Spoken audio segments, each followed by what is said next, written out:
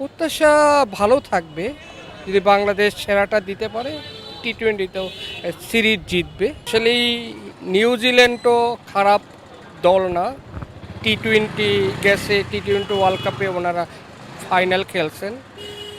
তো 3 ম্যাচ সিরিজের চাচ্ছি ওই ফাটাফাটি হবে ইনশাল্লাহ, 50-50। আর বাংলাদেশ সেরাটা দিতে পারলে সিরিজ বাংলাদেশের হবে আশা করি। ট্যাপ টেনিস তারকা বললে ভুল হবে। আসলে ট্যাপ ট্যাপ বলে খেলা আর কার্ডের বলে খেলা অনেক পার্থক্য। তো ডোমেস্টিকে এবং বিপিএলে দেখছি সাকলাইন ভালো ভালো করছেন। তো রিপন মন্ডলের চেয়ে সাকলাইনকে আমি এগিয়ে রাখবো। তো আশানুরূপ ভালো করবে।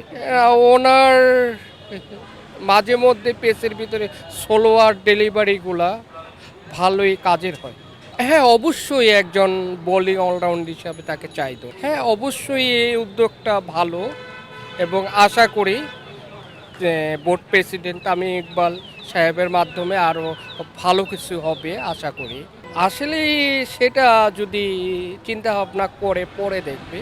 আসলেই বাংলাদেশ এই যে বাংলাদেশ ক্রিকেট বোর্ড, আমি যতবারে বাহিরে গেছি Australia, New Zealand, England, south Africa, Bangladesh cricket বোর্ডের অবদান ছিল এবং আশা করি ওদের ভবিষ্যতেও এ ধারা অব্যাহত থাকবে। হ্যাঁ, আমি তো বাইক অ্যাক্সিডেন্ট করেছিলাম, পঙ্গুতে ছিলাম 3 মাসের মতো, বাসায় রেস্টে ছিলাম বছর খানেকের মতো।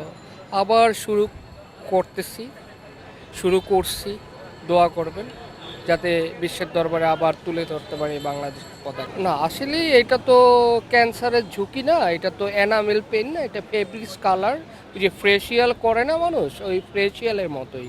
এটা জীবনের ঝুঁকি না। হ্যাঁ, দেশকে রিপ্রেজেন্ট করি, এটাই আমার কাছে অনেক বড় পাওয়া।